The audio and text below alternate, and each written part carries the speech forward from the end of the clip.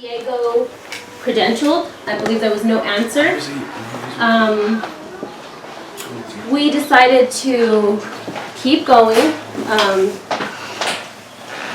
This year, what else? I was explaining to them about our credentialed, not credentialed teachers. Oh yeah, well we understand there's a teacher shortage. We were just caught off guard when Casey was let go all of a sudden. And I remember going to the meeting and asking, well, you know, we understand you got to make decisions and, you know, difficult decisions. And we just wanted to make sure that Diego was qualified to teach our class. He assured us that he'd be supported by other teachers. Later we found out he didn't have a credential, even a temporary license. We didn't find anything.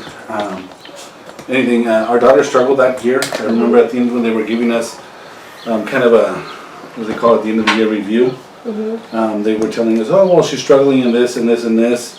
You know, we were kind of waiting for and this is what we're going to do, and this is how we can support your daughter. It didn't really happen.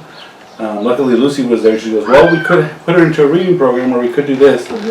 But, you know, the concern was that that year she struggled quite a bit. I think a lot of students struggled quite a bit. And, you know, we know that he did the best that he could, but our daughter did struggle quite a bit. Right, so Andrew went to, so there were some things that we were questioning but didn't really speak up. Andrew had went to a board meeting back in June, and I remember he came home and he was like, there's a lot of things that our school's not doing that they should be doing. And he was really excited because he's like, okay, you know, there's going to be changes now. You know, they have to do some legal things to get them done. Well, we're going to backtrack a little bit. I think it was 2 years ago where I went to a board meeting and they were giving the statistics on our academic performance. Now I know academic performance isn't everything, but I think it's definitely a measure of kids' education. And I remember they were giving numbers like only 18% of Oasis Charter students are at grade level in math. Maybe 20 were at grade level in English. And so I'm like looking around the board waiting for someone to react and say, man, I think there's a problem here. What are we going to do to solve this issue? Nothing. As a matter of fact, one of the board members said, well, maybe the smart kids didn't come to school on testing day. And so I was like, am I like in a fairy tale land? What kind of response is that? I would expect our school board would have said, you know what do we need to do to get our kids at the level that they deserve? But there was nothing. And I think that was kind of at the same time that my wife, along with other parents, were volunteering during math. Was that about the same time? With the teacher's aides? Yes. Yes, so I was volunteering during math time.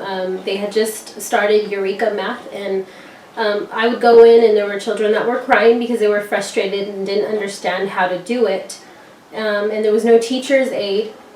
So I had went to a board meeting and requested that we have teacher's aide at all times, because the children had to raise their hand if they were done with their math, and they had to wait for it to get checked in order for them to move on. So if you think about it, 26, 28 children in the class, and you have one raising their hand, and you're going around the line, by the time it's the end of it, they're frustrated because they've been waiting for so long. But before that, we had teacher's aide that bounced back and forth, and they were done pretty quick. So I did go to a board meeting, and I did request for us to have some teacher's aides in all the classrooms. They did do that the following year, which was last year, I believe. Yeah, I was. My season's actually. Sorry, we have another guest. So that was with the teachers' aides. Andrew, I'm a little. Sorry, guys. Hi. Yeah. Okay. I was right there with the teacher's aide. Oh. Sorry, you threw me off. Okay. Hi, Esther. When we requested the aides. Oh yeah, we requested the aides. 1 second.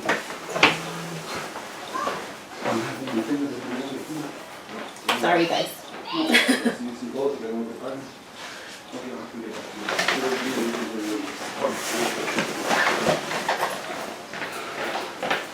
Yeah, I'm gonna be in trouble. Sorry, guys. My cousin. Okay, so the teacher's aides. Yeah. Yeah, so we requested teacher's aides, and we understand there's always a money shortage, but during one of the budget talks, they were talking about how Oasis spends $10,000 a year advertising. You've probably seen the ads. We do the movie theater. Now we have TV commercials, radio commercials. So I thought to myself, why would we be spending $10,000 a year? Let's reallocate that to our kids' education. And the reason why he had thought that was because they talk about having a waiting list, that there's always a waiting list to get into Oasis. So if you have a waiting list, then you don't need to be advertising and spending that money. That doesn't make sense. Yeah, that's another funny thing. They tell us sometimes we have, I think, up to 30 people on the wait list. And there's always a giant amount of people trying to come in. And exactly what my wife said. Even now they say there's a big waiting list and we might have to do a raffle and this and that. A lottery. A lottery. Mm-hmm. Well, I mean, how much advertising would we need to do? And I remember talking to the director, Juanita, and telling her, I think that money would be best spent on our kids' education. I remember her saying something along the lines of, well, if we get one kid, it's worth it. Now, I have a business. I think if I get a customer, it's worth it.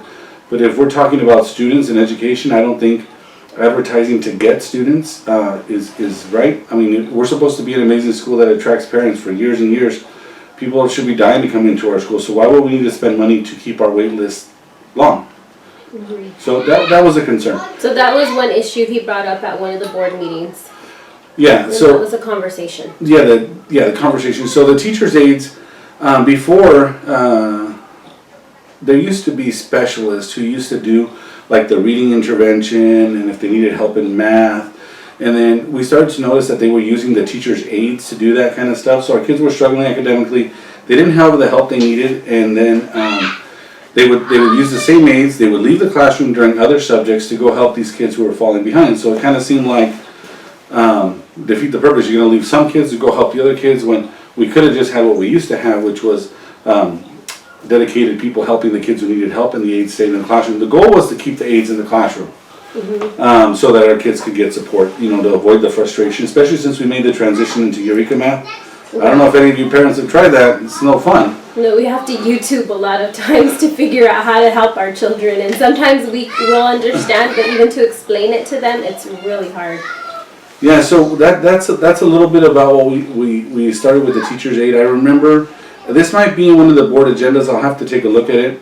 I remember the response to my request of getting teacher's aides in the classroom, like for 2 more hours, was like, if we do what you say, Andrew, it's going to cost our school $185,000 a year. We would go over budget and they would revoke our charter. And they close down the school. And I'm like, dang. Hi.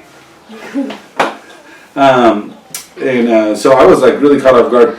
So, the goal since the beginning was to get the kids the help they need. Now, Oasis offers a unique opportunity. We always hear that our school's struggling financially, and that's true. Schools struggle financially, but I think when you do a lot of things not by the book, you're misusing funds that could be allocated for other things. Let's see. So that takes us to. Okay, so. Wait, so our one of the great things was our first year that we went, they had dance class, they had music where they were learning just different instruments, they had, what else did they have that year?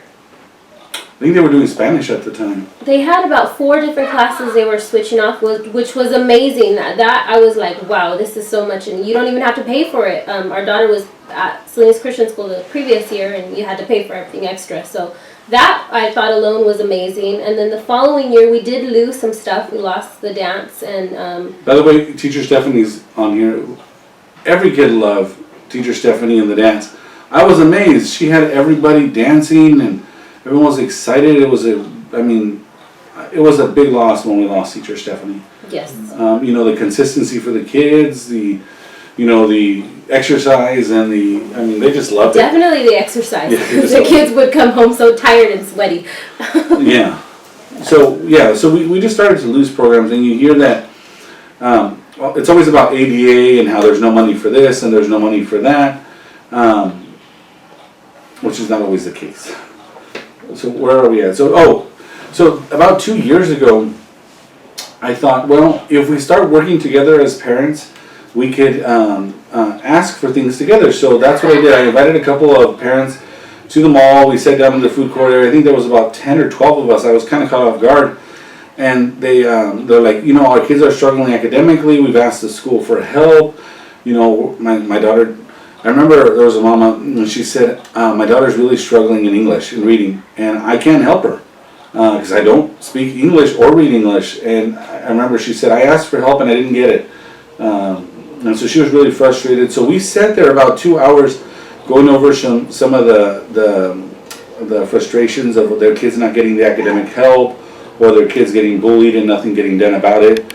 And then other issues started coming up about how Oasis doesn't have a complaint process, meaning if you have an issue, they try to stop it at the office or with the director. And they're told that that's it. Oasis is an independent place and all issues must be resolved around Oasis.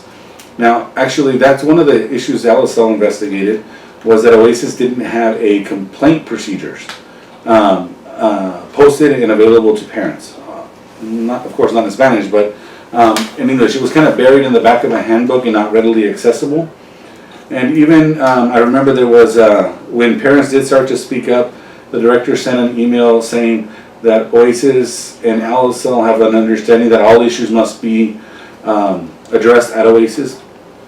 It's not true.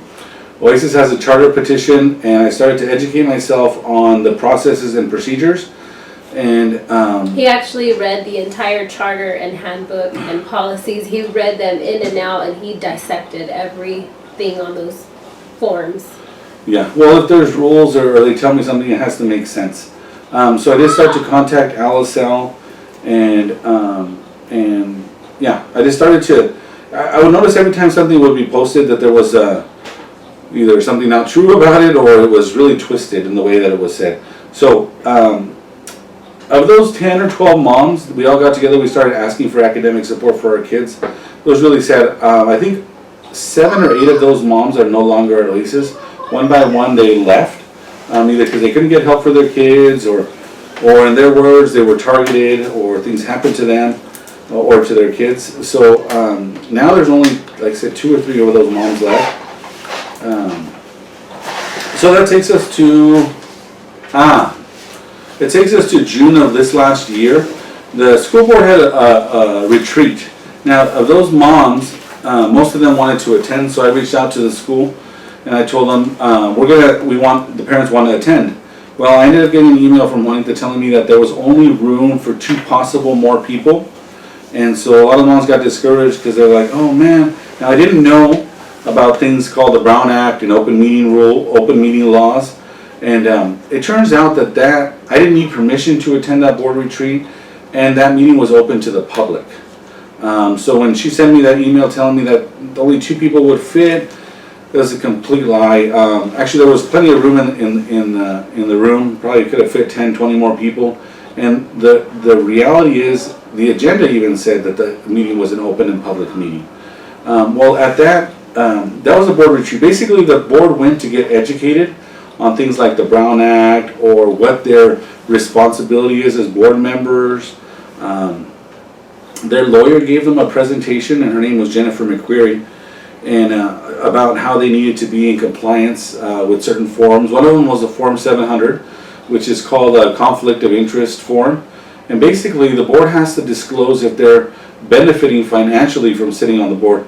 I agree. And it was really strange. So their lawyer told them, hey guys, make sure that you have your Form 700s completed. It's the law. So I was kind of shocked to hear our former board president and one other board member said, well, I haven't filed that thing in years, and it's nobody's business what my finances are. I thought that was kind of strange, but I didn't know any better. They were given a lot of information on how to be a better board, and how to be the proper oversight and be the checks and balances, and how to make sure their loyalty is to the students and to the school, the organization they serve. So I was really optimistic. I told my wife, I go, you know what, honey? The board got educated. They all worked together. It was great. Yeah, he was like, I learned so much. We're ready. This school's gonna be great.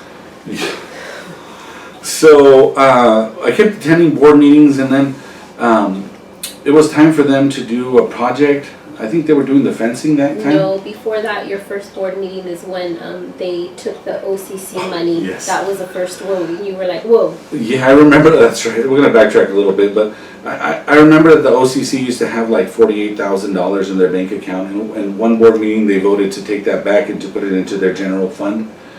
We still don't have that money back for the parents, and there's some questions about that. But there was the fence that they built. So the story of the fence. I remember at the board meeting they were voting on to spend money for that fence, and it was like going to be like $100,000 construction project. It was like the fence and the pavement, and so a proposal was given to the school, and I said, well, guys, did you guys, I always raise my hand, I don't know if you guys know that, and I raised my hand and I said, well, did you guys get more than one bid? Because I think the responsible thing to do is to get more than one bid. They're like, don't worry about it. This company knows what they're doing. They work with schools. They're the best person for the job. So I was like, okay, that's kind of strange. I still said I think the responsible thing, it's not rocket science. They're building a fence and putting the pavement, our asphalt, which is a mess anyways, not clearly marked stalls. I think it's starting to pit. I don't know, that's a waste. They didn't do a good job with that, but so that's what happened. Later on, let's see, the fence thing happened. So you were questioning why at the board meeting you were questioning why did they only go with one bid? Why didn't they get several bids to find out the best price? Right. That was one of your concerns. Yeah, that was one of our concerns, and yeah, they just assured me. And then of course I went shopping around for fencing, and everyone told me that was it could have been done for much less money. Mm-hmm. So that was about that time. And we were still asking for teachers' aides in the classroom. At the beginning of this year, we did get teachers' aides in classroom. Mm-hmm. It looked like it was going to be a good start. That's one good thing we got, teachers' aides, and they did have different people helping out, right? Mm-hmm.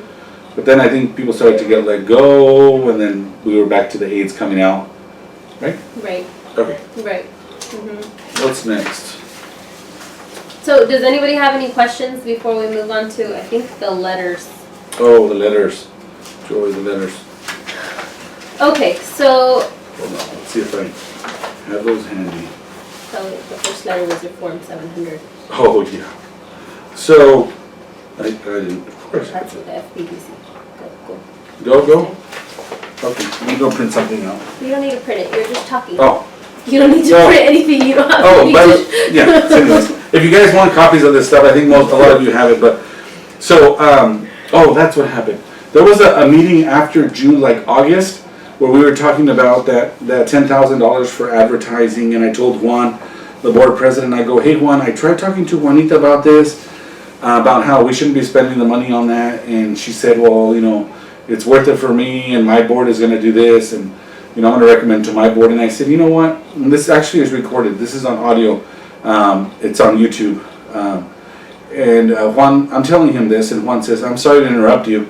He said something along the lines, I don't represent you, the parents are just here along for the ride. Mm-hmm. So I'm like, wait a second, I'm not here along for the ride, I represent my own kids. Now, as you notice, our school board doesn't actually visit our campus or visit our classrooms very often. I think other than Mike. Well, the new president is starting to visit. Oh, Augustine is starting to visit, but mm-hmm. The other board members, I'm pretty sure you couldn't pick them out of a lineup. But they don't visit our school campus, so I told them, well, if you represent my kids, I think you should come and meet our kids, spend time in the classroom. Because one thing the board likes to do is they like new staff to go and present themselves to the board. So I said, how come you guys don't visit the classrooms and observe their classrooms? So I did get a little bit frustrated when he said he didn't represent the parents, that we're just there along for the ride, because I think we all chose Oasis because we want the best for our kids, and not just let, here's our kids. No, we all participate. We were told that Oasis is a place where they want volunteers, where they want parent participation. I'm going to backtrack way back. So 15 years ago, as my wife said, I like to read everything. Oasis, from what Mike and Jane tell me, a group of educators got together and they wanted to find solutions to public school issues. So what they did is a bunch of educators got together and they got grants. And these grants were to have people come do presentations for them, and they would start building like a template for a better system. Hey, Michelle. Oh, you see, Michelle, another great parent we lost. Sorry, sidetracked. And so they started getting all these people from around the country come in and do presentations, and then they came up with this great constructivism theory-based school, hands-on learning, learn through play, all that kind of stuff. And then they thought to themselves, now that we have this information, what are we going to do with it? Then somebody said we should start a school, and thus Oasis was born.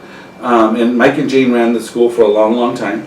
And in their bylaws, it talks about their goal was to equip parents to better educate their children, to train parents. It was all about the parents because they knew, and the reality is, I don't think anybody will argue, that parents obviously are the key, a big factor to the success of their kids' education. Mm-hmm. So before we had a lot of dedicated parents who would devote a lot of their time and energy and volunteer, and slowly, they've unfortunately been, I think, pushed out of the school or frustrated out of the school. Right. So that's how Oasis started. Okay, so let's move on because we don't want to waste everybody's time. Okay, so in October is when we first started getting our letters of intimidation. That PPC, sorry. Yeah. Okay, sorry, I had to get this sidetracked all the time. You were talking too much. Okay, talk too much, stay focused. So I got frustrated about Juan telling us he doesn't representative, and it seemed like when you have a board, they're supposed to provide oversight for the school. So when it seemed clear to me that they didn't have any interest in providing oversight, they just wanted to become more like a policy board. I guess they just want to make little quick decisions. I did get frustrated, and I started doing some research about that Form 700 conflict of interest form.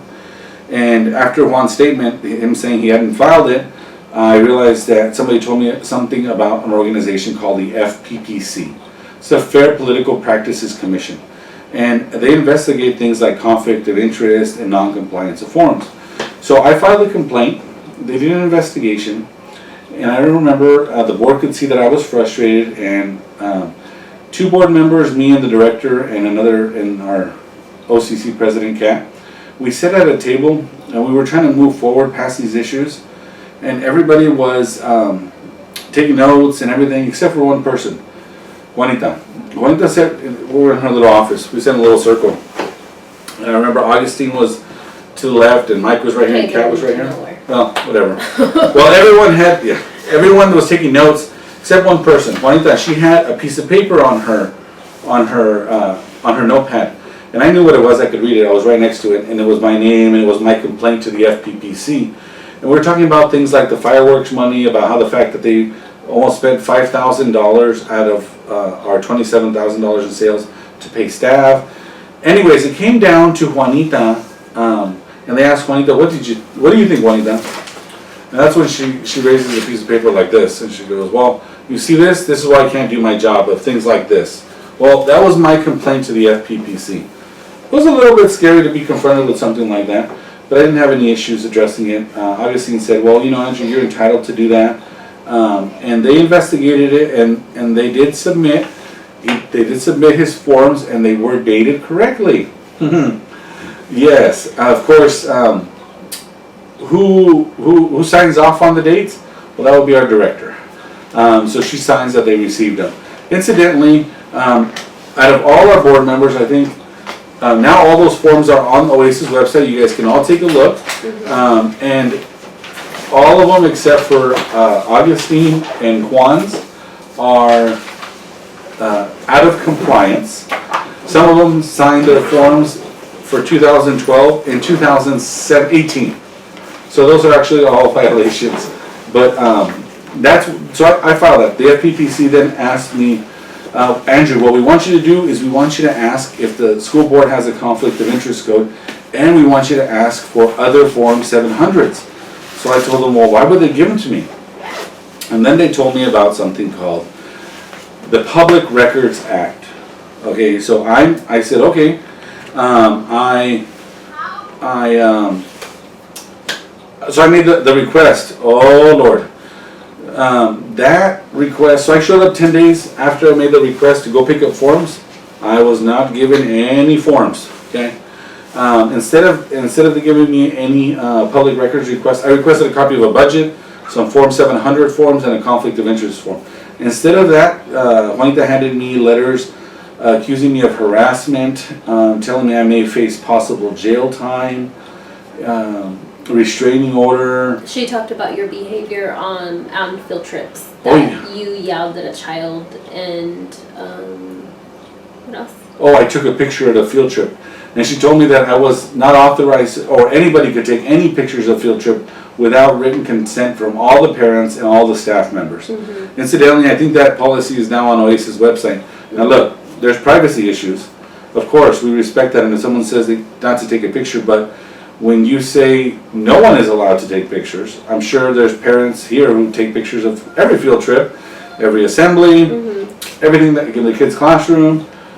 So they told me that was not allowed, and it was like 3 other things. Yeah. So I got freaked out because I'm like, what the heck? Harassment, intimidation, jail time, restraining. Yeah. And by the way, if you guys want copies of anything, just message us and we'll send you copies of everything. Yeah. So after that board meeting, actually that following board meeting, I spoke and I was like, okay, so you're telling my husband he can't take pictures on a field trip. What about the other parents? And also, a couple months before school's over, they ask all the parents, hey, can you guys send us pictures from the field trip so we can put them in the yearbook? Okay, that doesn't make sense. So I did question that. My letters started in October. There were several parents that were talking about how Maylani, which is the secretary, is Juanita's sister. I didn't know that at the time. I didn't know about nepotism. I didn't know you couldn't hire your sister or family members. I didn't know how that worked. But there were several parents that were talking to me and telling me about it, and frustrated because they would confide in her, tell her something, and a lot of times it bit them in the butt. Now, being that Andrew and I are okay with speaking, bringing those issues up, we talked to several people and they were telling us that that's not right, it's actually illegal. So that following board meeting, I spoke, and they were trying, because the word was getting around that Maylani was Juanita's sister or adopted daughter, I don't know, whatever it is. Mm-hmm. They were trying to pass an anti-nepotism policy. Mm-hmm. Now, I spoke and I asked that they do more research and find out, about passing that. I didn't think it was right. So they did. They passed it. They passed the anti-nepotism policy as long as Maylani or her family members make under $36,500. Incidentally, sorry, anti-nepotism means you're not allowed to either supervise or hire direct family members, or there's guidelines. Incidentally, no, I could not find one single organization in Monterey County that has a policy like ours. I'm pretty sure this might even be a policy unique across the country. MCOE doesn't have it, ALSL doesn't have it, Hartnell doesn't have it, and I tried emailing the board. I'm like, why are you guys doing this? It's such a weird policy to adopt something that says you can't do it, but wait, you can do it as long as it's under this. And then the board explained to us, and that's also on YouTube, you guys can YouTube that. Yeah, I had said, I believe this is illegal in the state of California, and the board president, Augustine Navarez, he said, well, the state of California makes its own laws, but we make our own policies. And then they voted and they passed it, and so following that board meeting, I got my first letter, and my first letter was, we had a camp out in September, and I was sitting at the table talking to teacher Jessica. She is the other second grade teacher at Oasis. My children's teacher is teacher Esmeralda. So we're sitting there, she's talking to me about her class, She's talking to me about her fundraisers that she's going to be doing. Now, I come from Teacher Rhoda. She's amazing. She's very hardcore with the kids. So I come from her class, and we start school Wednesday. Friday, we're packed with homework. Monday, we got projects, and this is at the beginning of the school year. So here I am in this new teacher's class. It's Teacher Esmeralda's class, and the kids, about 5 weeks into it, they didn't really have too much homework. I didn't question it because everybody's teaching, they're different. I did know that Teacher Rhoda, there was 2 other kindergarten classes, and they would get together and decide what homework they were going to give, what projects they were going to give. So Esmeralda, my kid's teacher, current teacher, was not at the field trip, and we were in an open discussion, me and Teacher Jessica. And so she's talking to me in her class, and I'm like, hey, can I ask you something? And she's like, yeah. And I'm like, are you giving homework yet? And then she's like, well, what do you mean? And then I was like, yeah, like math, spelling. So she explains to me that this year they're going to incorporate spelling in a different way. And that she's just giving a little bit of reading, a little bit of math. And I was like, oh, okay. And she explains to me, you know, I tell her my kid's teacher is Teacher Esmeralda, and I explain about Rhoda and how she's hardcore. And so I'm talking to her, and I tell her, you know, I come from this teacher, and so, okay, you know, you're the other second grade teacher if you guys are only doing this. Okay, so she tells me, well, you know, Teacher Esmeralda, it's her first year. And I was like, oh, okay. And she's like, and we haven't assessed her. And so I'm like, well, what is assessed? What do you mean? So she said, well, we go around the classes, some of us teachers, and we assess them, and we give them some pointers, and, you know, and I was like, oh, okay. And she's like, and I'm like, so you haven't assessed her? No. So the conversation is over, you know, we have the camp out, it's great. So in this first letter after I spoke about nepotism, it says on there that I made her feel uncomfortable, that I was asking her questions. By the way, I only asked her what kind of homework was she giving. So in this letter it tells me that I was harassing her, I made her feel uncomfortable. It was none of my business to be asking about the homework for the other teacher. It was none of my business for me to be asking if the teacher has been assessed. That's what they, but see, I didn't know that. I didn't know that the teacher's assessed. She gave me this information. So the letter went on that my behavior was inappropriate. Now keep in mind, this was like 2 months later. So what I'm thinking is Juanita has done is she has gone around to every single teacher, every single staff member, and has asked, hey, what conversation have you had with the Sandovals? And then she goes and she twists it. We have not had an opportunity to speak with the teachers one-on-one and say, hey, you know, this is what you're accusing us of. Can we talk about this? We have about 30 pages of letters about this stuff. So I got, I believe, about 5 letters. There was one also from a field trip I went to. Part of the OCC is to get parents to meetings. I'm on the OCC, and we were going to be speaking about nepotism, and at a field trip I had asked parents if they were going to be going on a field trip. I mean, if they were going to be going on to the OCC, the USIN meeting. They were like, well, no, what's it about? And I was like, oh, nepotism. They're going to be trying to pass this anti-nepotism policy. So they baited me. It turns out that they're related to the office staff. So they were acting like they didn't know anything. So I got a letter from that saying my inappropriate behavior, that these moms were so stressed out and they could not be on the field trip and concentrate, and I basically ruined the field trip. They were the ones asking me questions after I asked them if they were going to the USIN board meeting. So I got another letter for that. In the meantime, he kept getting letters.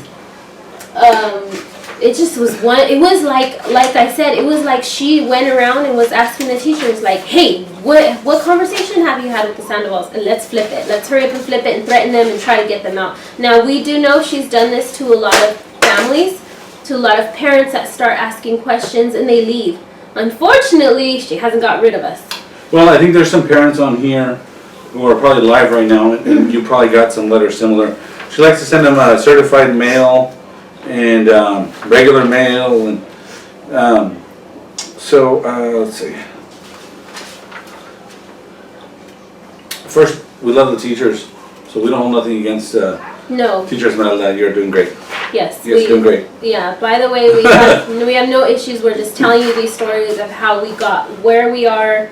These letters. You know, I feel like these teachers only know one side. They don't know why we are where we are, as far as being kicked off campus, them not liking him, them thinking that he's, I don't know, a monster. Us thinking we're a monster. So this is kind of how all the letters, and keep in mind, we have over 35 pages of letters from the director. It says, be aware your continuous disruptive behavior goes against Oasis culture, values, principles, and expectation.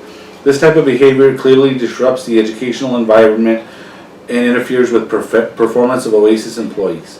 And then it starts saying, based upon the information I have received, I am informing you that any further conduct of this nature on the school grounds or during school-sponsored activity will lead to you being ordered to leave immediately the school grounds event pursuant to California Penal Code 626-4. In addition, disruptive behavior will, in your part, will result in Oasis staff immediately contacting law enforcement.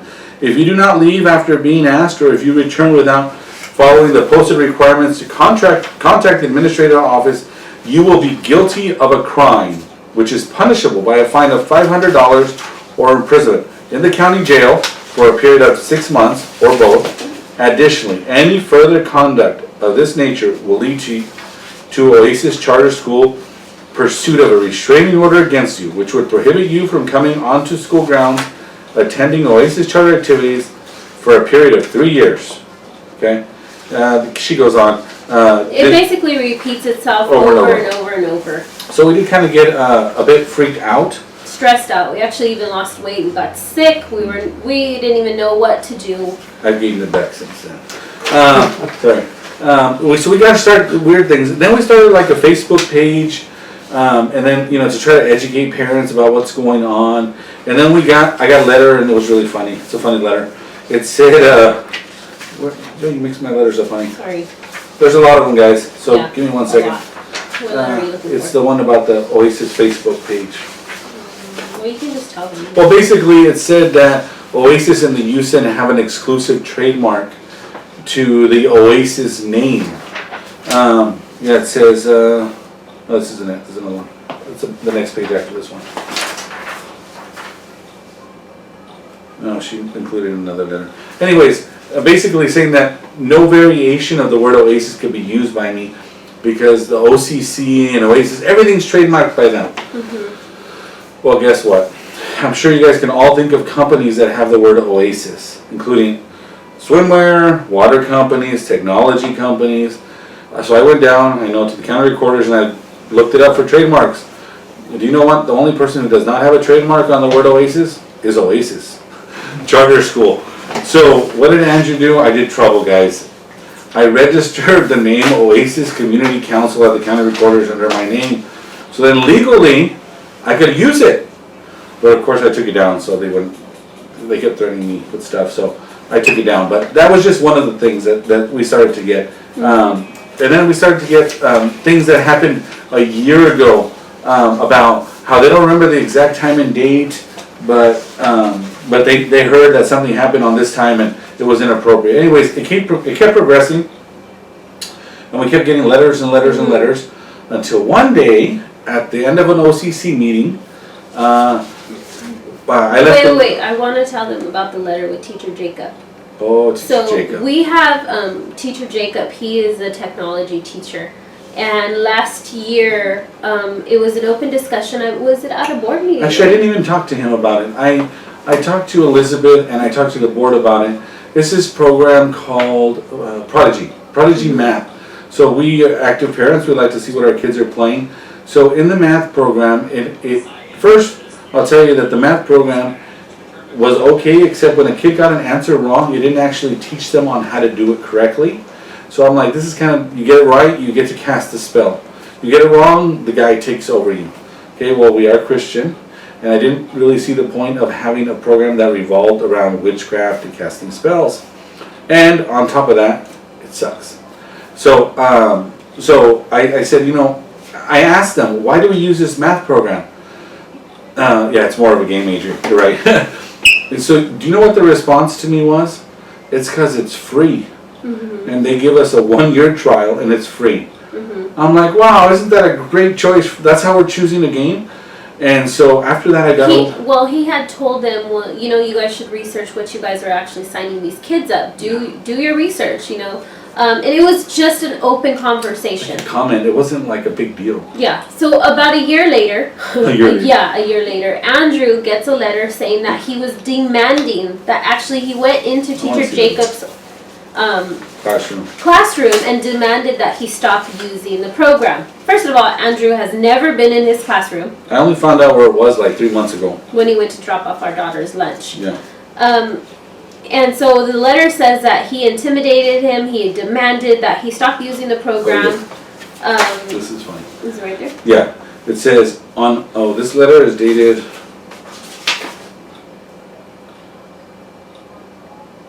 Oh yeah. It's dated October 27, and it says, in the school year 2016-2017, a staff member confirmed he was using a program called Prodigy in the classroom. It was an online math program. Later that day, I met with Elizabeth Bernhardt, and she confirmed that in 2016-2017 year, you approached her about your opposition to the use of the program. However, your request was to accommodate your children and abstain them from access to the online program. You approached him and demanded that the school discontinue the program since it's not in alignment with your beliefs and family values. According to the teacher statement, you expressed dissatisfaction with the program, and your approach was somewhat demanding because you felt it was promoting and exposing the students to witchcrafting. He showed you the math games and answered all your questions. He felt pressured to make the changes, so he did. Well, they're still playing Prodigy. That's not true. And you never made the request for him to accommodate your children, but you did make them to Elizabeth. I'm not sure what, but that was just in a meeting. Yeah. I never went into his office. He never answered my questions. I never had that discussion. And then it says, and then I got another one. It says, by the way, Teacher Jacob, my kids do know about these letters. We have read part of them to them and explained, you know, this is how it really happened. They're lying.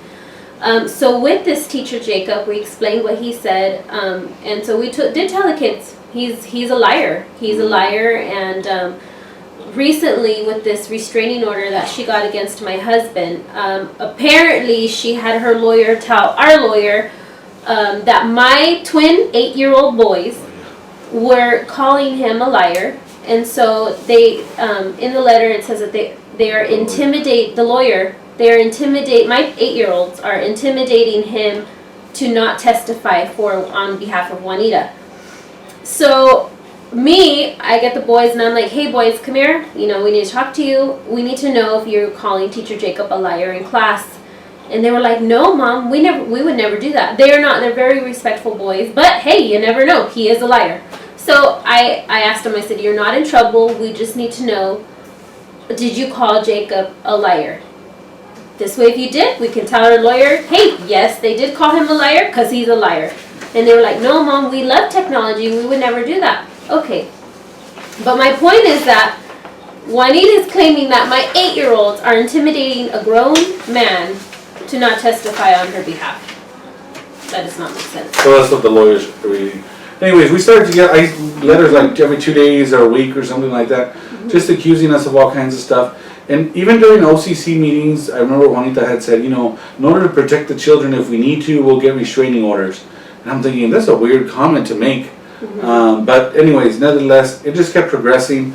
After that, the board retreat and the FPPC and the couple of complaints that I filed,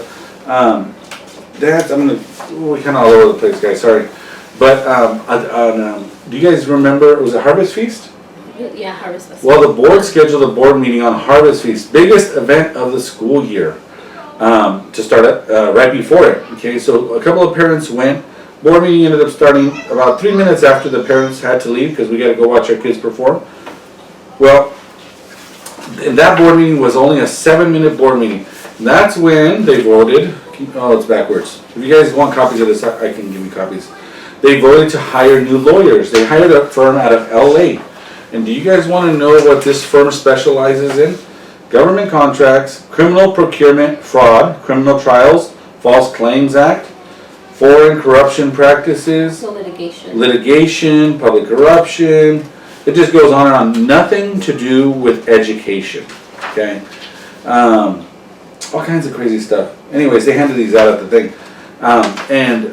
Just to let you guys know, the FPPC does currently have open investigations in regards to our director and all of our board members. They actually opened those investigations on their own after they started to look at things. Mm-hmm. Now, I actually visited the FPPC in Sacramento, met with 3 of their investigators, long time, provided them documentation.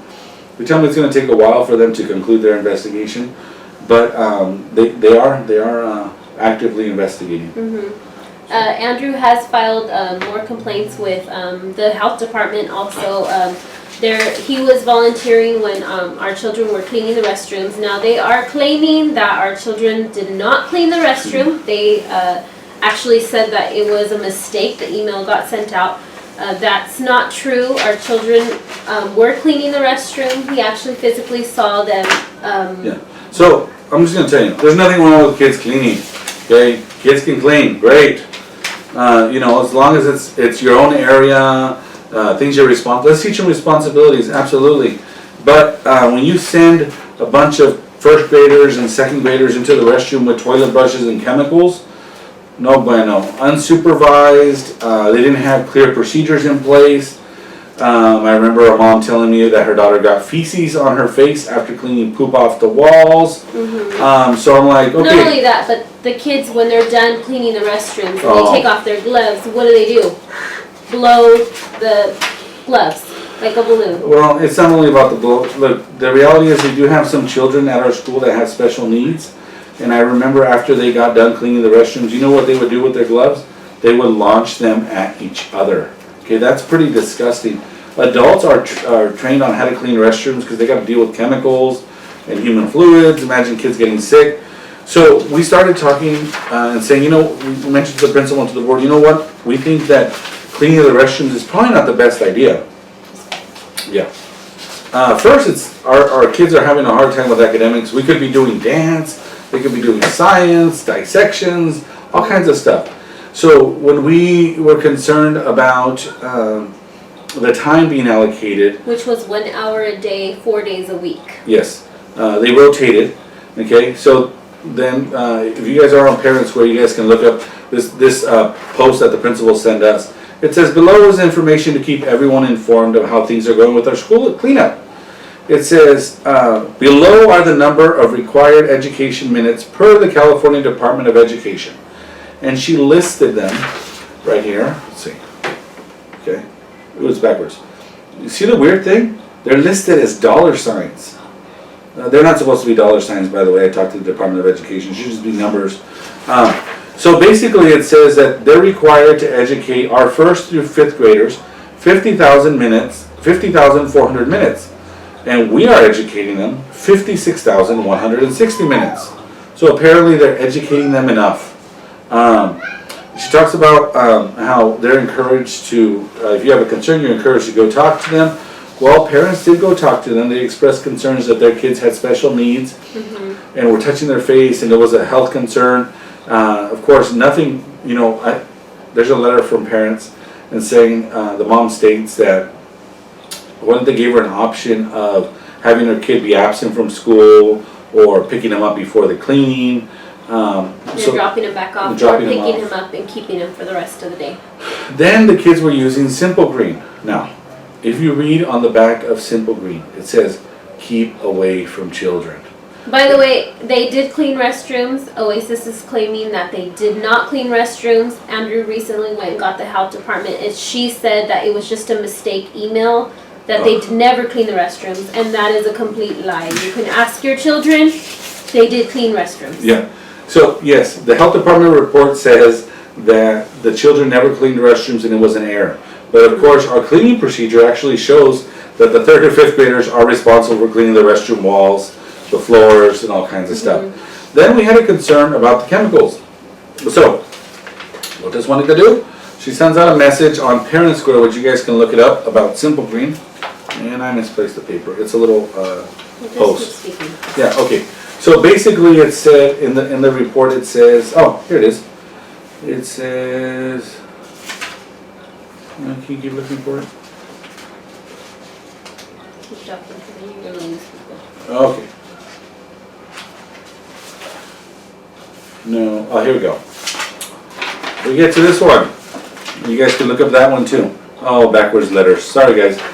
It says, Oasis Charter has confirmation from the Monterey County Agricultural Commission that cleaning products are safe to use. We are using are safe for our children's health. Therefore, Oasis Charter has clearance from Sergio Moreno Jr., Agricultural Inspector Biologist from MCACO, to use the following cleaning products. Simple Green. Okay. So what does Andrew do? Drives down to the Agricultural Commission, asks to speak to Sergio. I talk to him, I tell him, hey, check this out, Sergio, your name's right here. It says that you're making a statement that it's safe for our children to be using this chemical that's called Simple Green. Okay, hold on, so time out. So every time we got these letters from the school, which were very stressful, made us really sick to our stomach because they were lies and then they were twisted. Every time we wanted to give up and leave, either a family came to us or something fell in our lap to keep us there, to keep fighting, to keep bringing up stuff, to keep showing the public what's going on. So we were, this right here, we were like, we're done. We were ready to leave. Yeah. We were gonna walk Adrian out. wants to know what MCACO. It's the Monterey County Agricultural Commissioner's Office. The Department of Agriculture basically is what it is. So I went down there, the guy kind of flips out, and then he says, I never said that. And he goes, I can prove it to you. And I'm like, okay, sure. So he goes, so I filed a public records request, and they sent me the email that the school sent over from Suzanne. And it says, basically she was just asking if Simple Green is safe to use. Now, what does the Agricultural Commission have to do with Simple Green? Nothing. They regulate pesticides and fields and things like that. So Sergio, like I said, if you guys want copies, sent Juanita this letter, okay? And basically, it says, on Tuesday, Andrew Sandoval, a parent from your school, came to the office to speak to me about cleaning products. He told me that we had authorized the use of cleaning products by your students attending your school. He provided me with the email that was sent to Oasis Community, which presumably includes all parents and students of Oasis Charter School. He attached it for her reference. It clearly states that I confirm that the cleaning products were safe for children's health. That is not an accurate statement. Please note, I did not state the products are safe for children. I merely confirmed the products were not pesticide. But the label requirements must still be met. In addition, I was never informed that children would be handling any cleaning products. The Agricultural Commission's office does not regulate use of cleaning products, and as such, we do not provide recommendations on whether or not children can safely clean. For your information, I recommend that you contact the Environmental Health Specialist, Edna Botello, at the County Office Environmental Health. Now, that's when my friend, Sergio Moreno, he's not my friend, sorry. He's not my friend. He's a nice guy though. You guys can always go talk to him at the Agricultural Commission. Said, I know your principal and I know your school. So I was like, really? How do you know our school? He says, well, I did a pesticide inspection. Is that in there? I don't know. Pesticide inspection at your school. And I'm like, what are you talking about? That's not in there. Pesticide inspection. Pesticides are for the field. Yeah, Edna Botello's great. Well, yeah, she probably gave you a good review, Adrian. No, I'm just kidding. Pesticides, don't get me distracted, I'm easily sidetracked. Very. They spray pesticides inside your the school. So I'm like, what are you talking about? Pesticides are for the field. And then I said, well, can I see a report that like you can fill out public records? So yes, the school did purchase a program called Lysodex off of Amazon, put them in little silver bottles and had them sprayed around the school. Now they're claiming it was only sprayed in 2 classrooms, whatever the case may be, I can't prove that. Well, it turns out that chemical that they bought is illegal and unregulated in the state of California. Now, I'm sure all of you parents received a letter about how they accidentally sprayed illegal and unregulated chemicals in the school. Is that right? Can I get a thumbs up? No, you did not get that letter. That report, that investigation was triggered by somebody getting sick and the doctor referring that. So they did investigate and they did find that was true. Okay, so then I freaked out and I'm like, okay, our kids were exposed to some pesticide I have no clue about. Yeah, maybe it wasn't deadly. It's only got mild things. I think we have somebody from. Anyways, only mild chemical, but it's still illegal and unregulated. Parents should have been notified that. And then we have them being told that the Simple Green is not safe for our kids to use. So I'm like, I don't know what to do. We got to stop the kids cleaning with chemicals, at least that, and the restrooms. So I went to go talk to Augustine at Hartnell because he's the head of student services at Hartnell. Well, in the meantime, we were still getting letters and things kept falling in our lap. So he started going to MCOE to speak. He was speaking at Alisal District. He was speaking at our board. He was starting to submit complaints to the health department, to the charter in Sacramento, the FPPC. What else? All valid complaints that they needed to handle, because just speaking to them, they weren't going to fix it. It wasn't getting fixed, but yeah. So that stuff happened, and then they gave me the ag report, the pesticide report, and then they gave me the cleaning thing. So I'm like, let's get everything stopped. And then I asked our board president, Augustine, I go, did you know they sprayed illegal chemicals in our school? Oh no, I don't know nothing. Hopefully the kids didn't get sick. I'm like, well, do you think we should notify our parents that if they had breathing problems, or if they had asthma, or during that time now, we're not claiming this because we're not doctors. Our kids, during the 2016, was it like July to August or something? No. Something like that. It was like September to December. Something like that. Our kids got these really strange coughs. They sounded like barking seals, which were really protective about our kids. But whatever the case may be, okay? So those two things happened. So we submitted these complaints, and by the way, if you guys want copies of anything, you can let me know. Finally, I remember that I keep telling people, let's go talk to Alisal, and then Juanita sends out a message saying, oh, Alisal doesn't get involved with Oasis issues. So I'm like, that's weird, because the charter petition says they do when there's a misuse of funds or violations of the charter. So finally, after months, Alisal randomly says, let's meet. And so I met with him, I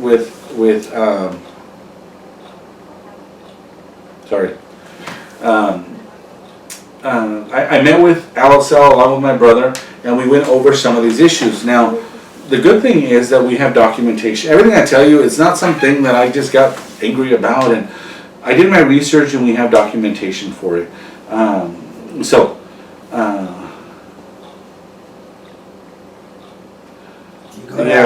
The attendance, you'd have to talk to the school. Well, good luck with that. So Alisal finally did something. Okay, they sent out. Yes, I met with Jim Koenig. Jim's great. He did.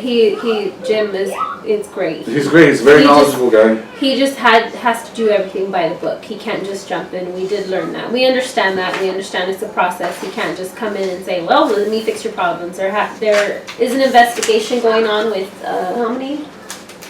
Okay, so they did launch an investigation, which if you guys message me. And the only reason why they did launch it is because we got kicked off of campus for 2 weeks. 14 days my mom and my dad had to take the kids, pick them up, drop them off. The only option for us was not to get off the car and drop off our children at the curb. Oh, well, this is the first investigation.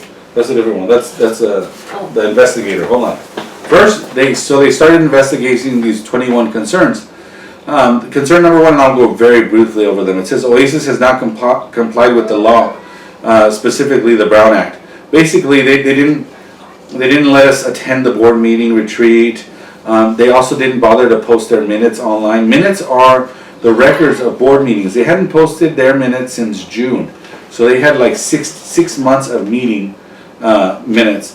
Concern number two, Oasis has not complied with the law, specifically the Political Reform Act. It says Oasis did not maintain Form 700s. So those are the conflict of interest forms. So they have to provide proof of these things.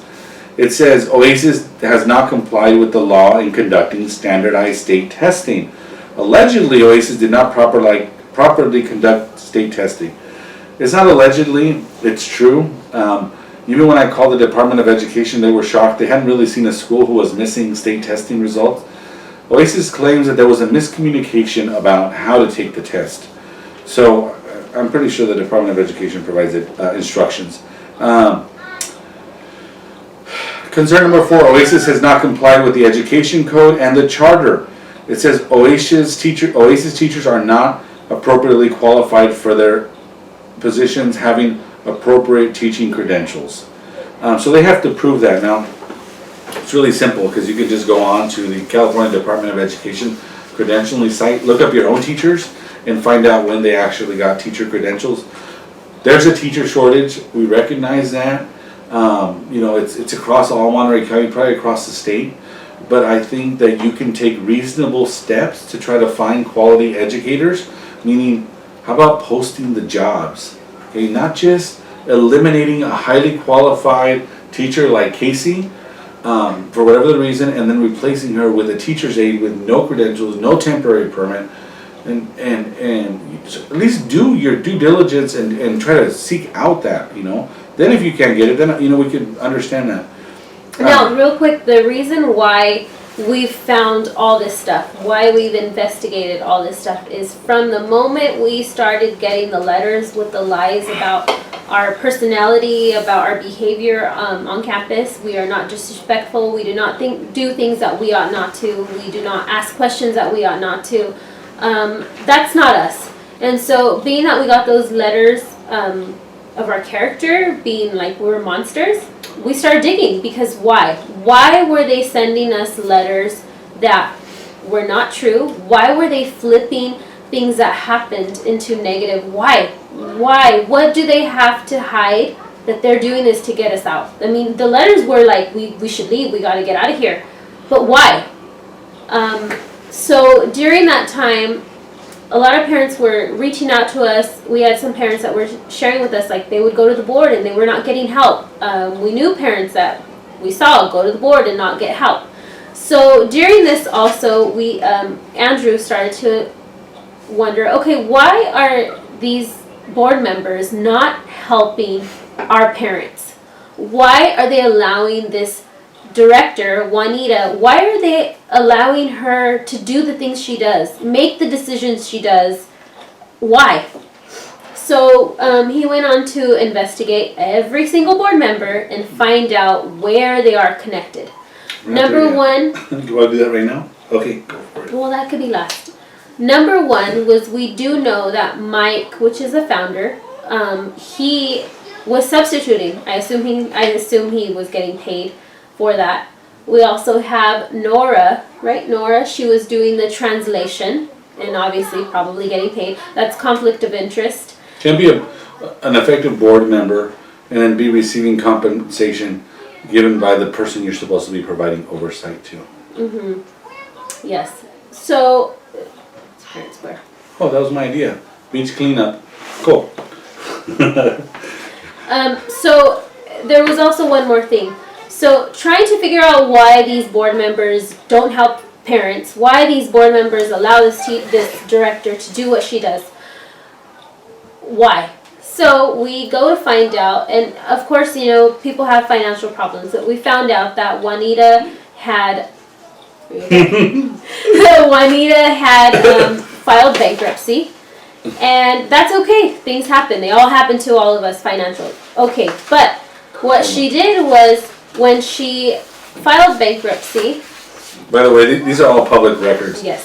And trust me, yeah, well, we've and shared this is only because we couldn't figure out why the board doesn't help people. Yes. What you can tell them. You're afraid? All right, I'll tell you guys. Fine. What can they do? File a restraining order against me? Ha! Joke. Okay.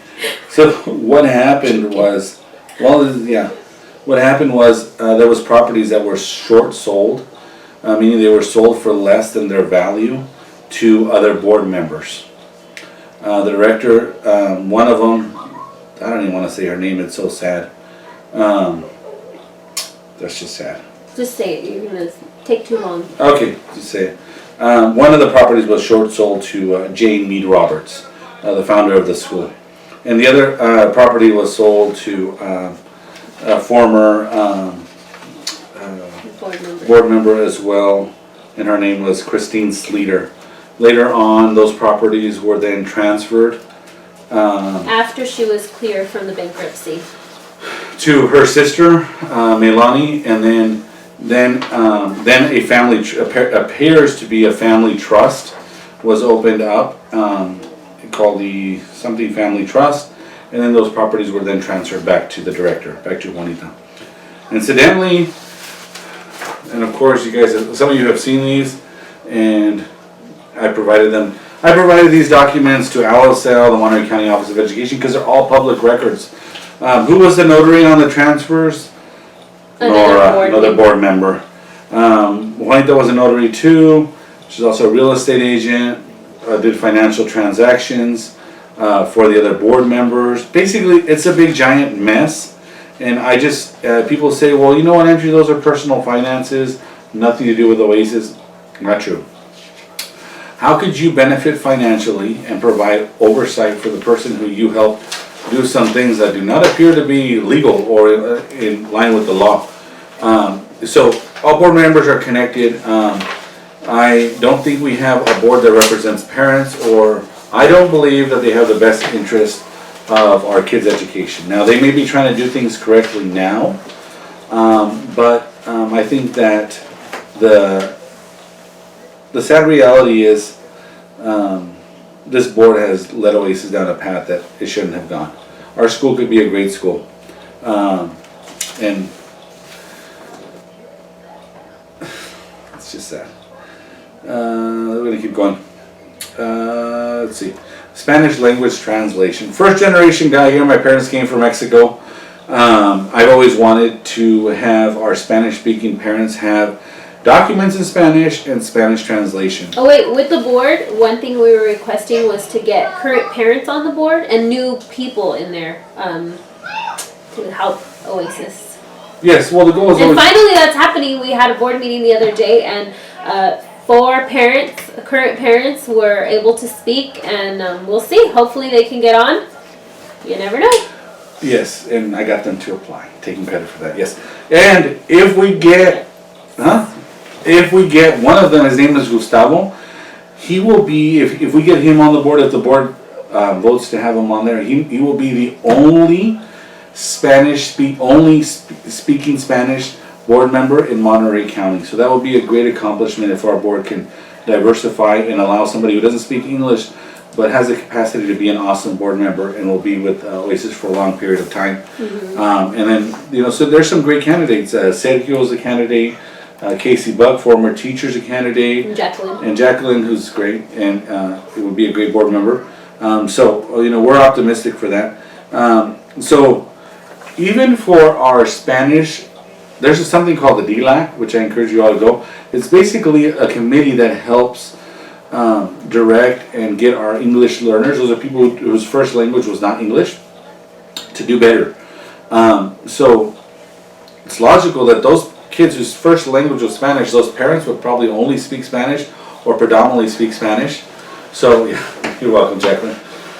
I hope you get it. My recommendation will not help you, I'm sorry. Bad humor. So, even for that committee, I asked, there was people who don't speak English. I asked, can we get documents in Spanish for them? One, they didn't reply. Second, at the second meeting, at the first meeting we had half Spanish. I'm like, cool, that's a good first step. Can we get the rest of them in Spanish so our parents can be better informed, make a better education? What do you think happened, folks? Not one document was in Spanish. You're killing me, Smalls. I mean, are you serious? Like, it's the English Learners Committee for people who speak Spanish. Give them the documents in Spanish. So no documents in Spanish. Now you can see things on Parent Square, policies, they're all in Spanish now. They're doing things right. So it's a good first step. They're starting to do that. So that's one thing that LSL is complying with. Another one they're investigating is Oasis Board of Directors has not complied with its own bylaws.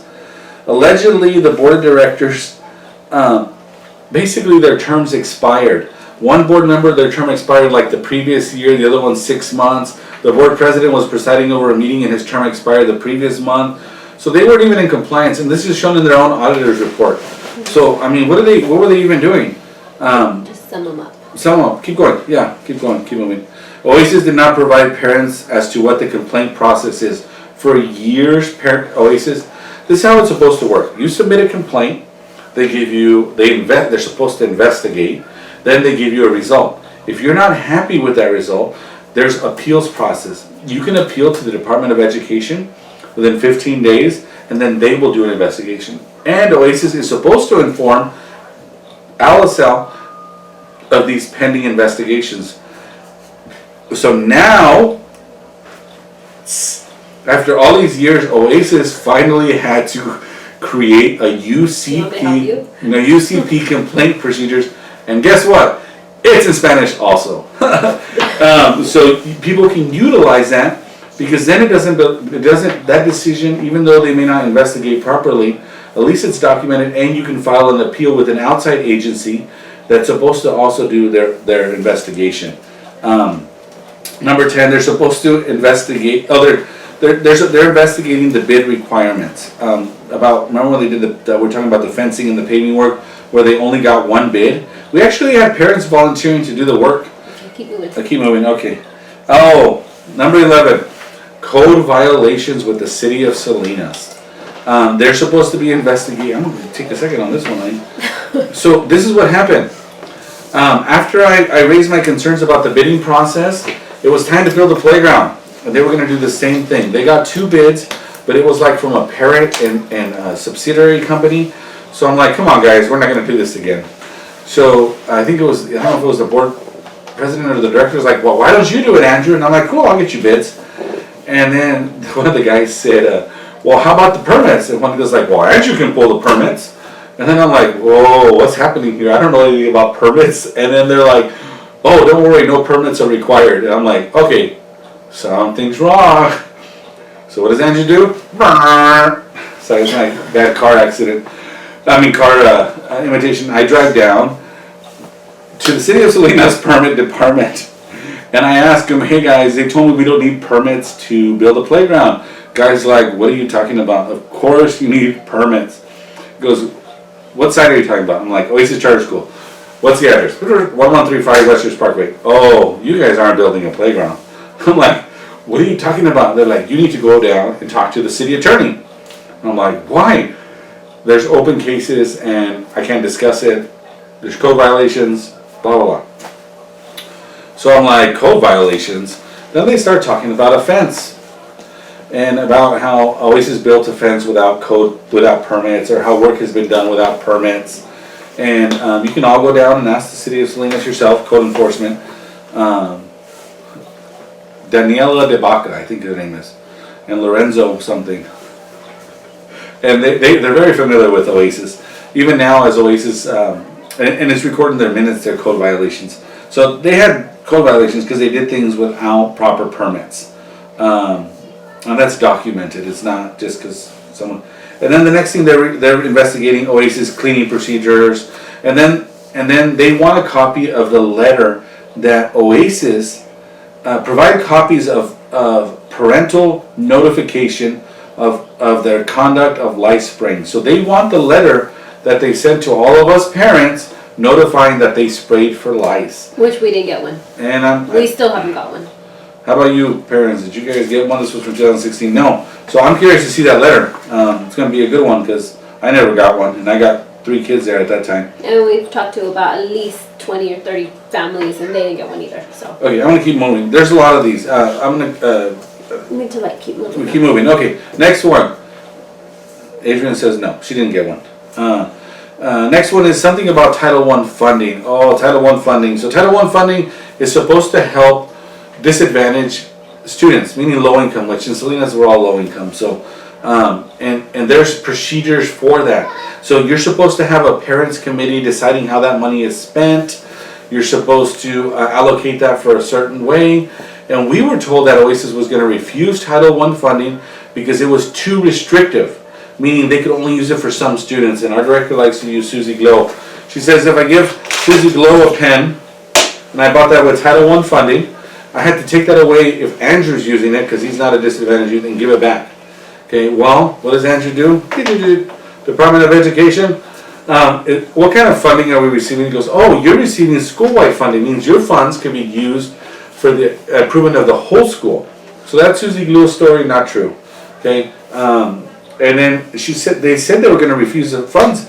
So I called up, hello, are we refusing funds? Nope, we're going to send your check out in December. And I'm like, oh, that's strange. So we are getting Title I funding, and now, guess what? There's a Title I funding committee. Now, who's on that committee? Probably hand-picked people because they didn't post that they were looking for committee members. So those committee members will decide how to use that $67,000, $80,000, I don't know, $70,000 on how it will best benefit Oasis, teachers' aides. Anyways, so that's one thing they're investigating. Okay, next one, childcare. I'm a big fan of childcare. Now I know people don't have to provide childcare, but when we have school events, when they provide childcare, there's more parent participation. So I have been trying to get childcare for our board meetings. So I asked and I asked and I asked. And he asked. And I asked. No, it was only 3 times. So what was? It was like. Hold on. At least 7. No, it wasn't. Yes, it was. But via email, it was only 3. Well, anyways, let's keep moving, honey. What? Okay, hold on.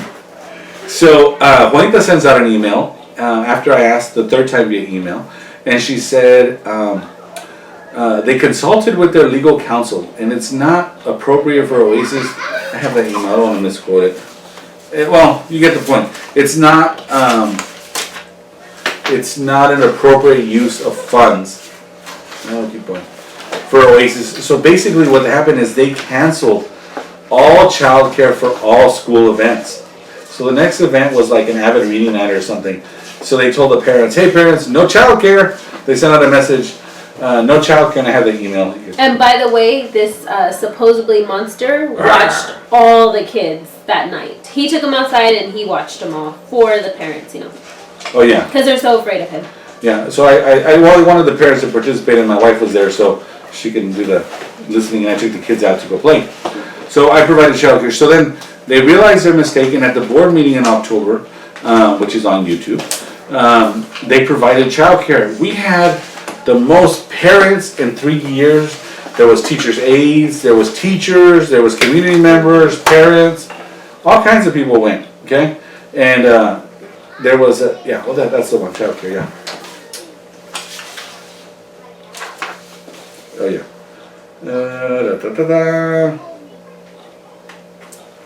Andrew emailed me and I informed him yesterday the fact that once again, Jennifer McQuarrie said that Oasis is not allowed to use public funds to pay for childcare for any school activities, OCC or USIN meetings for instance. Given in this information, we have canceled childcare for any of our upcoming events. We will be looking for volunteers instead. Those volunteers will have to have the following: CPR and first aid. I suggest you put out a request for volunteers. Also, parents may want to take turns watching each other's children at their house. Okay, now that's ridiculous. Yeah, so we have been having childcare for a long time, and now it's not legally allowed, and then so she canceled it. Now for the board meeting, there was childcare the following. That was in September. In October, they provided childcare. And more people showed up. Tons of kids showed up. There was pizza and all kinds of stuff. What happens at noon the very next day?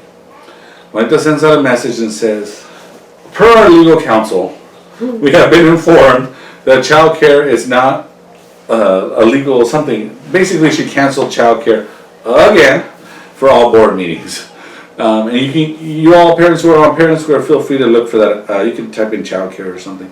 Good thing about Parent Square is, well, unless they start deleting things, they're on there. Otherwise, I have screenshots and copies for your reference. So she canceled childcare again. Luckily, childcare is back, as you guys have seen. Then we have Spanish translation and documents. Next one. Okay. the thing Oasis has not complied with the law in regarding to employment of relatives of the executive director.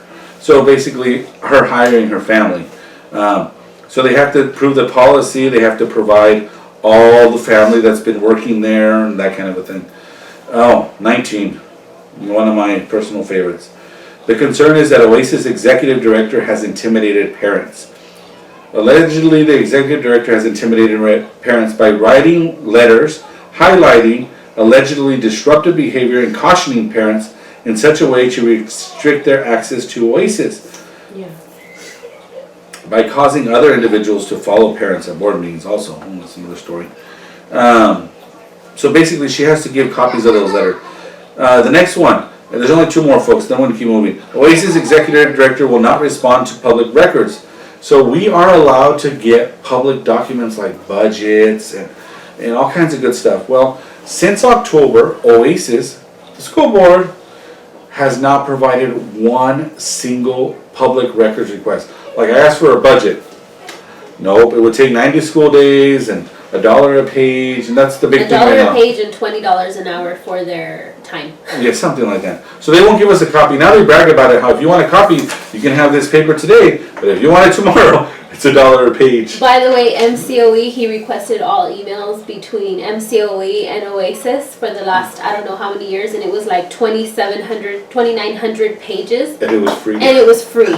But, anyways, Alicel's also providing documentation of emails, and everybody's very cooperative, but not Oasis. Oasis does not want to give any documentation. Anyway, so... By the way, when we got kicked off of campus for 2 weeks, the reason why is because this genius right here decides to ask Juanita for her credit card statement because he could. No, it's not because I could. You see, Alicel District... Yeah, but like two days later we get the letter that we were kicked off campus. Whatever. So listen, Alicel District had their superintendent, and he was using the district credit card for personal expenses.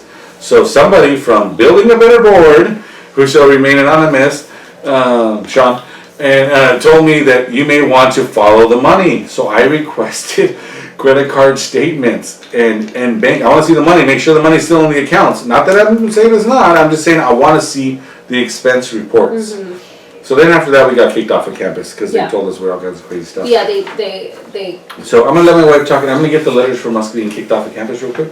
Oh, sure, I could tell you, So we had got kicked off of campus. I don't remember why he did, but I did because my son's kindergarten teacher, her name is Marguerite. She's an amazing teacher. She's awesome. I was so excited to get her. Her and I talked a lot. We talked about family life. We bonded, but I could feel that there was this wall between her and I, probably because we were on the news, we had newspapers coming out and, finding all this stuff out. We were going to board meetings, but I could feel there was something. So I did approach her in the class after the kids had walked out, and I had asked her if she would talk to me and find out our story. And she was like, no. And I was like, okay, well, if you ever have a question, she said something like, I was told no comment. And so I was like, okay, well, if you ever have any questions, I'll answer you honestly. So my letter that day when I got kicked off says that I approached the classroom teacher in an effort to recruit her for my cause against Oasis administration and the youth board. That's not true. I just wanted her to hear our story and hear that we're not these people that are trying to attack teachers and the staff. It's not about that. We do need a new director and we do need a new board. We need a clean board and we need a director that's there for the children. Honestly, that woman is there for the money. I'm sorry, but that's how I feel, that if you were to go to all of these board meetings and just her comments, everything has to do with money. And it's sad. It says that I then followed up with a text message. I did message her and I said, I'm so sorry if I overstepped. It won't happen again. So we're grown adults. Sorry. We're grown adults. I apologize. We move forward. So for a couple of days, everything was normal. She actually started messaging me again. because she was always messaging me stuff about my son or just messaging me.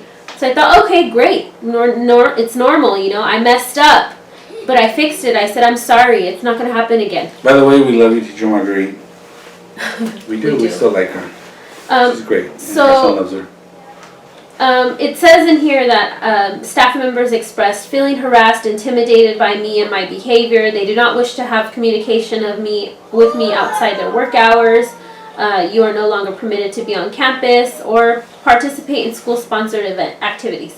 So Andrew had got the letter that same evening. Oh, after an OCC meeting, I left a little early because I was like a little freaked out, and Juanita chased me. She like ran after me, and Augustine, and then they're like, "Here, can we go meet with you in our office?" I'm like, "I'm not gonna meet with you in the office. I'm okay. What's up?" They're like, "Here, you're kicked off of campus," and I'm like, "What? Why am I kicked off of campus?"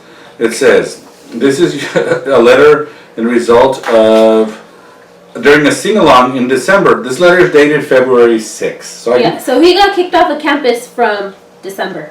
Oh yeah, it says, the incident was reported to the office the same day. However, I became aware of it on February 3rd. Of course, because the letter was sent February 6th.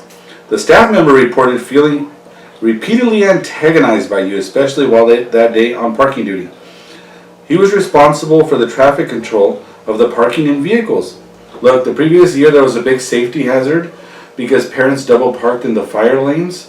So what I did is after that last year's sing-along, I went to the board, I'm like, dude, we gotta have parking attendants, that way nobody blocks the fire exits. So this was my idea, so we can make sure we keep our fire lanes clear. So it says, you wanted to park in the red zone, and you lied to him telling him that you had already asked me if you could park in the red zone, which is exclusively designated for fire trucks in the fire department. He refused to let you park in the red zone. I have never spoken to you about it, and I do not have the right or authority to violate the fire department ordinance. Listen, Andrew, if I park this much on the city sidewalk in front of our house, he's either moving the car or ragging on me that I am not parked right. So this is not true. Your behavior is unacceptable and has repeatedly compromised the safety of our community.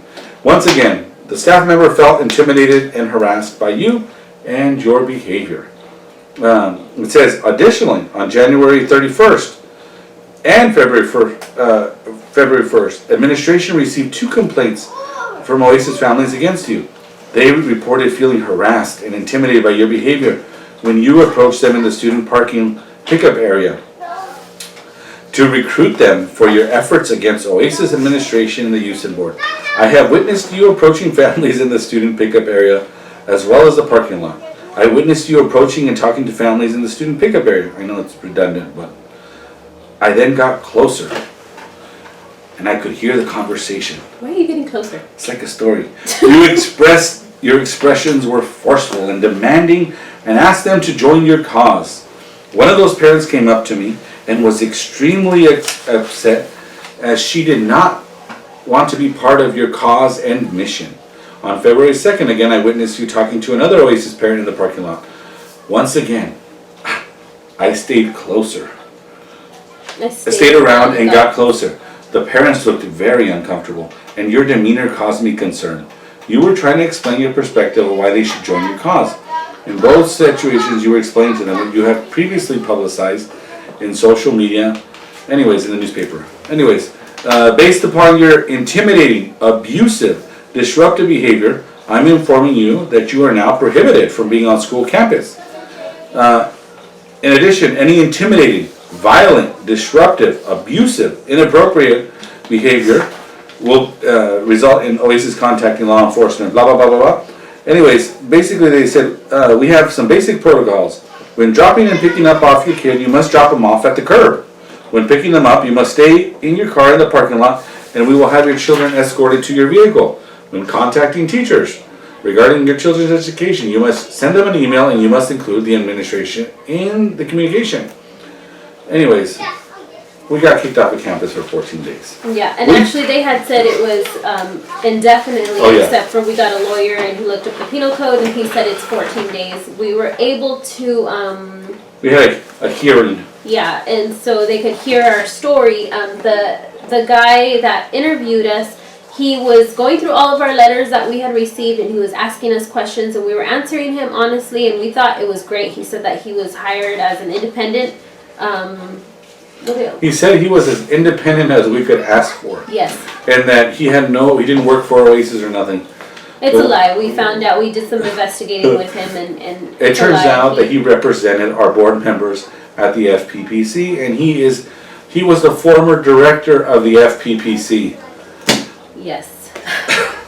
So he denied our request to go back on campus before our 14 days. But one weird thing that was happening in there was he was recording us on his iPhone. And every time he'd ask us a question, he was recording us, but he would stop recording and he got like a little personal with us and asked us questions like, like, why are you still at Oasis if this is going on? We would answer him. And then he'd put back record and he would ask us another question. And then he'd pause it and he would talk to us. And it was like, okay, this man's understanding what we're going through. But it was a lie. He was not. That's not what it was. So Andrew will continue to talk, but as far as my son's teacher, Marguerite, I was completely brokenhearted. Actually got in the car and started crying because I couldn't understand how she could say these things about me. My kids saw me crying because we obviously got kicked off of campus. I was really hurt because I figured, I made a mistake. I apologize. We move on. That's what we do. But to get kicked off campus and for my son's kindergarten teacher to be a part of that, after I volunteered in her class a lot, it was really heartbreaking.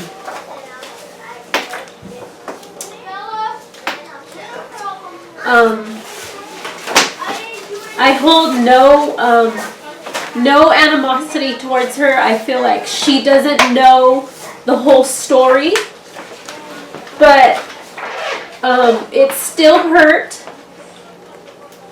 because I felt like she was hurting my child. She was knowing what this was going to do. She was going to get us kicked off campus. It's going to affect my children, of course. But again, I'm not angry at her or anything.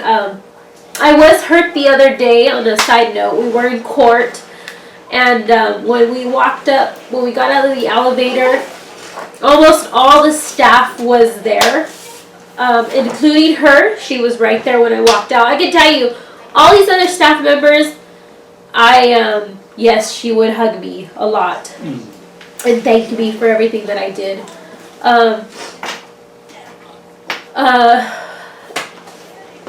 Sorry, I lost my train of thought. It just sucks. It does. I honestly, with all these other staff members, I could care less. My kids' teacher, Rhoda, their previous teacher, she stayed out of it, and I didn't talk to her because I didn't want her to get in the mix of it. But the other teachers, I could care less what they think. I could care less because they don't know. But just the fact that I had this relationship with my son's kindergarten teacher, and I talked with her, and I knew personal things with her family, and we talked all the time. I was completely heartbroken the other day to see her at the courthouse with those people to keep him off campus. So that hurt. I think that's the only one that hurt. The other ones, whatever. And it's sad that she could hurt my son because it's hurting him not having his dad there.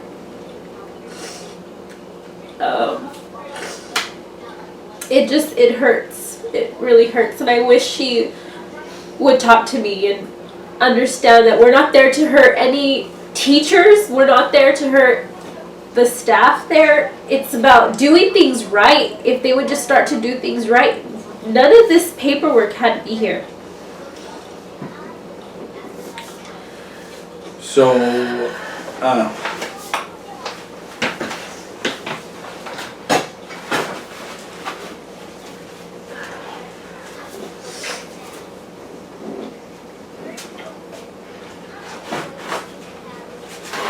Your turn.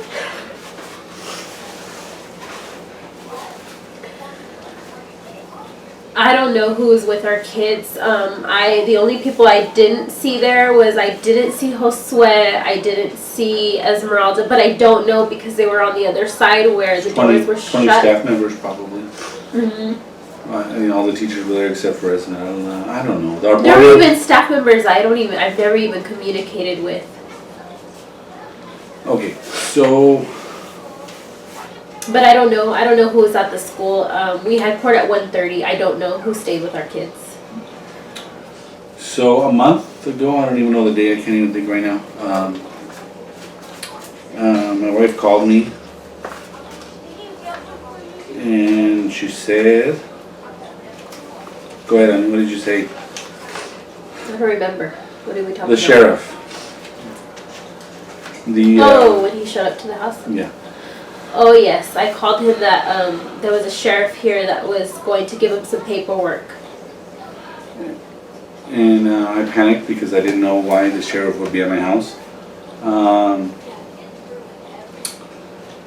kind of delayed in getting here because I was kind of freaking out. I didn't know why. Like I said, he was here. And he served him with a restraining order. Juanita was claiming that she was scared of him. Does she have it over there somewhere or no?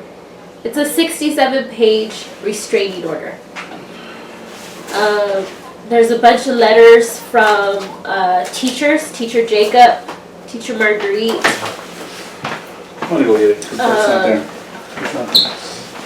There's a letter from a parent, two parents. One is Renee Zapita, another one from Claudia Guzman.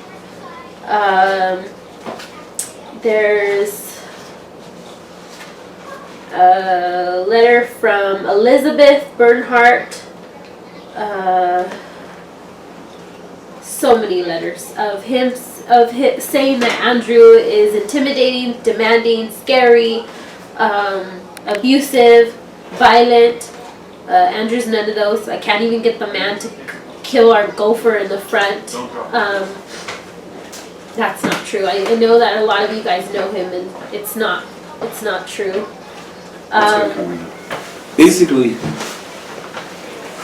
I was served with a restraining order. They were trying to ban me from school board meetings, talking to any staff. I think she had put that, it's coming right now, to protect the children of Oasis, to protect the staff. Basically, I mean, a lot of you haven't seen me in I think over a month. I haven't been back on campus in over a month.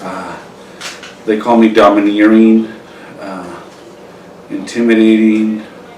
I think Teacher Jacob, I don't want to misquote it, said I use my weight to intimidate, my size to intimidate.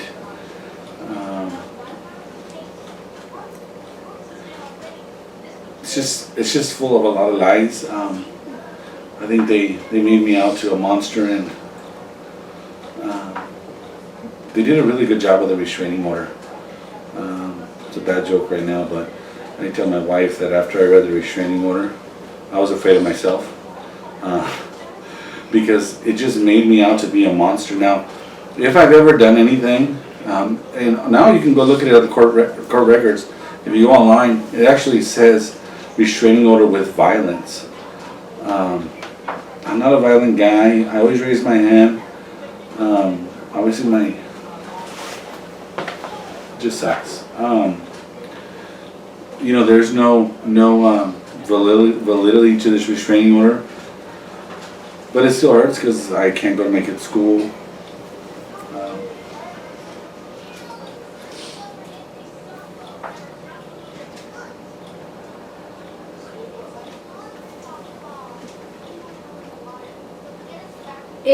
It has hurt our children. People ask us why are we still there, and the reason why is because this has happened for so long. Juanita intimidating parents, scaring them away, hurting these families, and it has to stop. And that's why we're still there. That's why our children are still there. They understand what's happening. We're very honest with them. it is hurting them that their dad can't go on campus, and it is sad that some of these parents in the restraining order are lying. These teachers are lying. It's not true. And we haven't even been given an opportunity to talk about these. Okay, let's sit down. Why did you feel that way? This is what really happened. Let's move forward. Instead, it's we can't talk to them. So, we went to court the other day. We get out of the elevator. There's all the staff right there laughing. Either way we went up, we were gonna have to go through them. Whether we went through the stairs or whether we went up the elevator, they were right there. There's a dad. You can see it on YouTube. His name is Dario. At one of the board meetings when I spoke up about nepotism, he came after me cussing at me. It turns out he's a brother-in-law to Suzanne, which was a former office manager. He's also said dumb comments like at my daughter's basketball game when we're there. He's right there trying to intimidate us in the middle, just being really childish. His son has actually even bullied my daughter, telling her stuff that, oh, your family's not here because of my family. She was on the news on KSBW, and she was. They showed a clip of her crying, and he would tell her like, "Why are you crying, Bella? Why are you crying?" So the other day when we were at court, again, he showed up to our work. I did tell my daughter, because one day she said, "You know, Mom, the little boy's, he tells my daughter, you know, that his family is a good family," and she's like, "Mom, you know, he makes Dad seem like a monster." So I was a little frustrated. Yes, that's the one that followed me at the mall. I was a little frustrated, and I shared with her. I said, "You know, your dad's not a bad person for speaking up."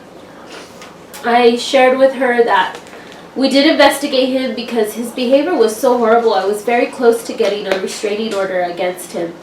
His name is Dario Bylaws. But it was during Christmas time, and I wanted to give him the benefit of the doubt because he is a dad. He has 2 kids. But he hasn't stopped. He hasn't stopped intimidating his son, intimidating my daughter. So he's at the courthouse the other day when I get out of the elevator. He's right there. I immediately walk to the hallway, and he's just standing right there staring. The whole time in court, all of the staff is on the right side, and we're on the left side towards the back. And he's just got his head turned around staring at us. I kind of lost my train of thought, sorry. So we have court this Thursday. This is for an anti-SLAPP. You want to explain what that is for? Basically, first,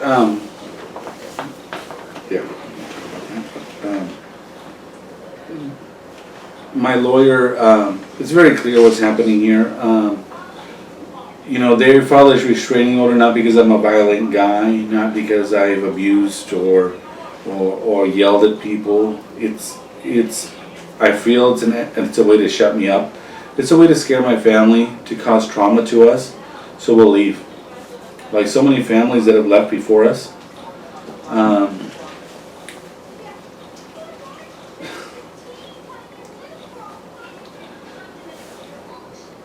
So my lawyer saw right through this, and so she filed something called an anti-SLAPP motion. Basically, a SLAPP, it's S-L-A-P-P. It's a thing people do to intimidate people into being quiet. Now, I believe this is what's happening here. Is this restraining order is an effort to get me to leave, to be quiet, to not show up at board meetings, and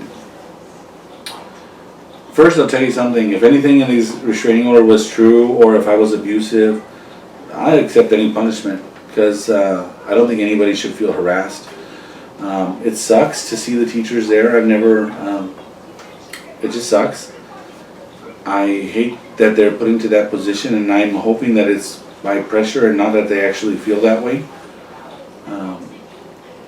because never in my life has anybody ever told me anything like this stuff and put my family through this. But basically, an anti-SLAPP motion has been filed, meaning that everything I spoke for was for the betterment of our children. Even I asked for teacher increases and insurance for our teachers. And I think our teachers need to be unionized. Probably if they were unionized, this wouldn't be happening. And so everything I've said is to try to get the school back on track. And to get our kids' education up and to protect them from getting sick by using chemicals and exposure to things. And all those things are protected obviously by the First Amendment. And so I think this lawsuit, this restraining order, she's using it to prohibit my First Amendment right to speak. Now we were even scared to do this because we can already imagine what's going to happen to us for speaking. Even though all these court papers are public information, and anybody can have copies of these by going to the courthouse, or you can message us. But so an anti-SLAPP motion has been filed. Thursday. We were told at board meetings we were not allowed to use names. Like today we used Juanita's name, her sister's name, Melanie, teachers' names. But we did learn from the DA that we can use names anywhere, and they cannot tell us we cannot use names. We cannot talk about. Their word. We can talk about anything we want, and she cannot shut us up. Yeah. So basically on Thursday we have court at 1:30. So the judge can hear this anti-SLAPP motion. If the judge hears this anti-SLAPP motion and believes that this restraining order is only meant to keep us quiet, then the restraining order it'll be over. Everything will go back to normal. We'll go back on campus. Everything will be fine. And that's the goal. So what we're asking from you guys is, if you're tired of the bullying, if you believe that we're doing the right thing for the kids of Oasis and the parents of Oasis, if you don't want to leave Oasis, we don't want more parents to leave. You know, parents leave every year. We're in contact with former administrator, people, teachers, staff. There's been mass exoduses before from Oasis. I don't want good parents to leave anymore. I'm over it.